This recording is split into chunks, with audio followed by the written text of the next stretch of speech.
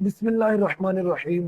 حضرت سیدنا ابو ہریرہ رضی اللہ تعالیٰ عنہ آپ فرماتے ہیں کہ حضور اکرم صلی اللہ علیہ وآلہ وسلم نے ارشاد فرمایا، کون ہے وہ شخص جو مجھ سے یہ 5 باتیں لے لے پھر اس پر عمل کرے، یا ایسے شخص کو سکھا دے جو اس پر عمل کرے۔ تو آپ فرماتے ہیں کہ میں نے عرض کیا رسول اللہ صلی اللہ علیہ وآلہ وسلم میں حاضر ہوں۔ تو حضور اکرم صلی اللہ علیہ وآلہ وسلم نے میرا ہاتھ پکڑ کر 5 باتیں شمار فرمائی۔ فرمایا، حرام چیزوں سے بچو، تم لوگوں میں سب سے بڑے عبادت گزار ہو جاؤ گے۔ پھر فرمایا کہ جو کچھ اللہ تعالیٰ نے تمہارے مقدر میں لکھ دیا اس پر راضی رہو، تم لوگوں میں سب سے بڑے غنی ہو جاؤ گے۔ تیسرے نمبر پر ارشاد فرمایا، اپنے پڑوسیوں کے ساتھ اچھا سلوک کرو، تم کامل مومن ہو جاؤ گے۔ پھر فرمایا کہ دوسروں کے لیے ویسے ہی بھلائی پسند کرو جیسے تم اپنے لیے پسند کرتے ہو، تم سچے مسلمان ہو جاؤ گے۔ اور آخر میں ارشاد فرمایا کہ زیادہ نہ ہنسو، کیونکہ زیادہ ہنسنے سے دل مردہ ہو جاتا ہے۔ دین سے دوری کے سبب ہمارا یہ عالم ہے کہ ہم حرام چیزوں سے بچنے میں غفلت کرتے ہیں اور نوافل اور مستحبات کا خوب اہتمام کرتے ہیں۔ مثلا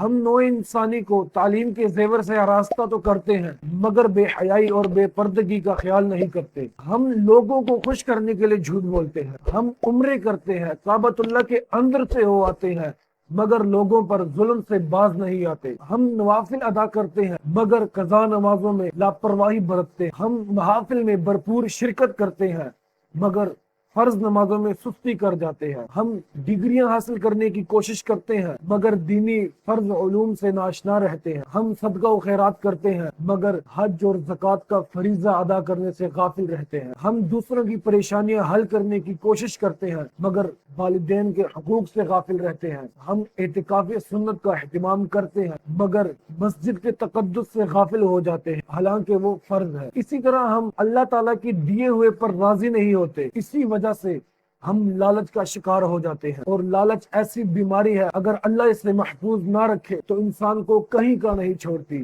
دولت کے انبار جمع کرنے کے باوجود انسان مزید کی تمنا کرتا ہے۔ حضرت عبداللہ بن عباس رضی اللہ تعالی عنہ آپ فرماتے ہیں کہ حضور اکرم صلی اللہ علیہ وآلہ وسلم نے ارشاد فرمایا، اگر ابن آدم کے پاس مال کی 2 وادیاں بھی ہو تو وہ تیسری کی تمنا کرے گا، لیکن لالچ کبھی بھی ختم نہیں ہوگی اور انسان کا پیٹ قبر کی مٹی ہی بھر سکتی ہے، تاہم جو توبہ کرے تو اللہ اس پر کرم فرماتا ہے۔ اور اسی طرح سرکار دو عالم صلی اللہ علیہ وآلہ وسلم نے ارشاد فرمایا، اللہ کی قسم وہ شخص کامل مومن نہیں۔ تو عرض کی گئی، حضور کون سا شخص کامل مومن نہیں؟ تو حضور اکرم صلی اللہ علیہ وآلہ وسلم نے ارشاد فرمایا کہ جس کا پڑوسی اس کی شرارتوں سے محفوظ نہیں۔ اور اسی طرح دین سے دوری کے سبب بعض اوقات ہم اپنے لیے ایسی چیزیں پسند کرتے ہیں جس کی ہمیں شریعت بالکل اجازت نہیں دیتی، اور ہمیں چاہیے کہ ہم ایسی چیزیں دوسروں کے لیے ہرگز پسند نہ کریں بلکہ اپنی چاہت کو درست کرتے ہوئے شریعت کے تابع بنائیں، کیونکہ حدیث مبارکہ میں دوسروں کے لیے بھلائی پسند کرنے کا حکم ارشاد ہوا ہے، اور بری چیز کی حاجت اور تمنا نہ اپنے لیے ہونی چاہیے اور نہ ہی اپنے مسلمان بھائی کے لیے۔ اللہ عمل کی توفیق عطا فرمائے۔